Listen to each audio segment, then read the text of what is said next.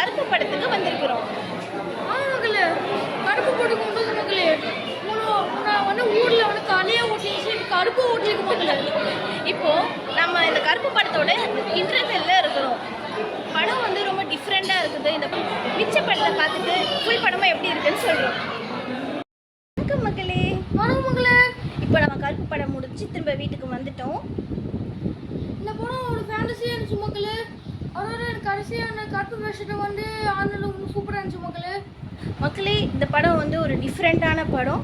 இது ஒரு சாமி படம். பட் ஒரு பழைய சாமி படம் பார்க்குற ஃபீல் உங்களுக்கு இருக்காது. அதுவே இப்போ புது காலத்திற்கு ஏற்ற மாதிரியான ஒரு படமாகவும் இருக்குது. ஒரு புது காலத்தில் ஒரு சாமி வந்து நம்மளுக்கு உதவி பண்ணுச்சுன்னா அது எப்படி இருக்குன்னாங்க கதை. இந்த மாதிரி இந்த படத்தில் கோர்ட்டில் நியாயம் கேட்டு போகிறவங்களுக்கு அங்கே நியாயம் கிடைக்கல. அதுக்கு கருப்பு சாமி கருப்பு கோட்டு போட்டு லாயரை வந்து அதுக்கு எப்படி ஹெல்ப் பண்ணுறாங்கன்றது தாங்க ஸ்டோரி. ஒரு கருப்பு கோட்டு போட்டு கூலியில் போட்டு அவ்வளோ மாதம் வந்து ஹெல்ப் பண்ணுறாங்க. அதனால நாங்களும் கருப்பு ட்ரெஸ்ஸோட போய் கருப்பு பார்க்க போனோம். கருப்பு ட்ரெஸ்ஸு அப்புறம் இங்கே ஷூ வரைக்கும் இருக்க மக்களே. இங்கே பாருங்க, இந்த மாதிரி படம் வந்து ஒரு டிஃப்ரெண்டான படம். ஒரு டிஃப்ரெண்டான படத்தை பார்க்கணும்னு நினைக்கிறவங்க கம்பல்சரி இந்த படத்தை தியேட்டரில் போய் அதோட இந்த சாய்பகர் மியூசியம் சூப்பராக போட்டிருந்தாரு. அது ஒரு வைப்பு தேட்டர் சூப்பராக இருந்துச்சு மக்களே. இந்த படத்தோட பிஜிஎம் அண்ட் சாங்ஸ் எல்லாம் தியேட்டர் எஃபெக்டில் வேறு லெவலில் இருந்துச்சு. அதுவும் காடு மூடு தெரிக்க விட்டுருச்சு. அதுவும் காடு மூடு வெளியும் மூடு மக்களே. இந்த மாதிரி தியேட்டரில் வீடியோ எடுக்காத ஆளே இல்லைன்ற அளவுக்கு செம்ம வைப்பாக போச்சு சாங் எல்லாம். இந்த மாதிரி சாயப்பேங்கர் இவ்வளோ சின்ன வயசில் இவ்வளோ சூப்பராக மியூசிக் போட்டிருக்காரு. Really appreciative. ஆமாம் மக்களே, இவ்வளோ சின்ன வயசுல இவ்வளோ பெரிய ஆப்பர்ச்சுனிட்டி கிடைச்ச பெரிய விஷயம். அப்புறம் இந்த படத்தில் வந்து ஹீரோயினுக்கு எப்பயும் போல் வேலை கொடுக்காமலாம் இல்லாமல் த்ரிஷாவுக்கு ஒரு நல்ல ரோல் இருக்குது இந்த படத்தில். ஒரு வக்கீலாண்டு போராடின மக்களே த்ரிஷா.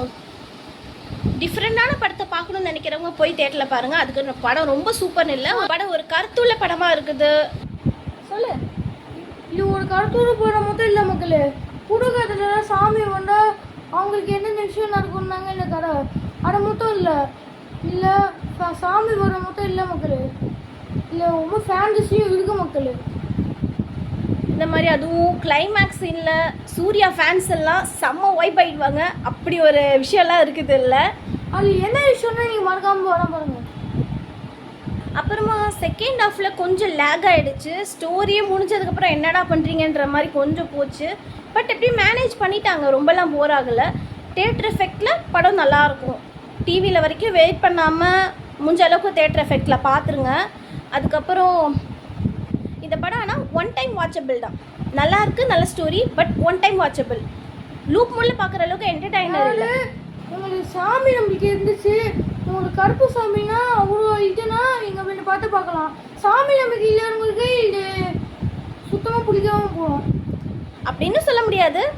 ஒரு நியாயம் கேட்கும் ஒரு படம்.